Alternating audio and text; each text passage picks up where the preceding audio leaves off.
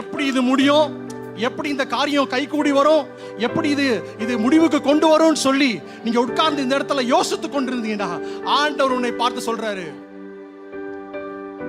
அந்த காரியத்தை நீ கையில வச்சு இல்ல, நான் கையில வச்சிருக்கிறேன். அல்லேலூயா. ஒரு பிரச்சனைய நம்ம கையில வச்சிருந்தோம்னு வச்சுக்கோங்களேன், அது குழப்பத்தின் மேல குழப்பம், வேதனைக்கு மேல வேதனை, வருத்தத்தின் மேல வருத்தம் போயிட்டே இருக்கும்.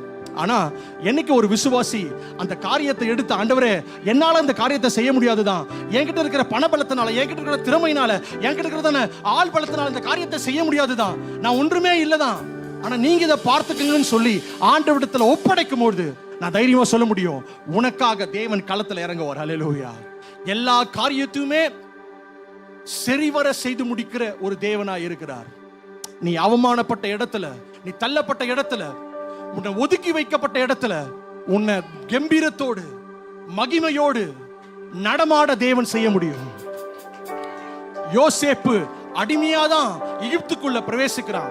என்னெல்லாம் யாரு பிரதர் மதிக்க போறா அப்படின்னு சொல்லி.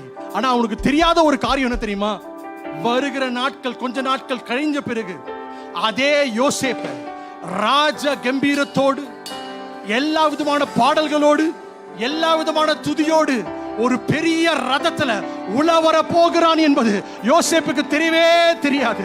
அவன் அடிமத பிரதர், எனக்கு ஒண்ணுமே இல்ல, எதிர்காலத்தை குறித்து எனக்கு எதுவுமே தெரியாது, எப்படிப்பட்ட எதிர்காலம் இருக்க போதுன்னு சொல்லி எனக்கு தெரியவே தெரியாதுன்னு சொல்லி கலங்கி நின்ற யோசேப்ப ஆண்டவர் உயர்த்த முடியும்னா இன்றைக்கு நான் விசுவாசிக்கிறேன், இந்த இடத்துல கடந்து வந்திருக்கிற உன்னை ஆண்டவரால உயர்த்த முடியும்.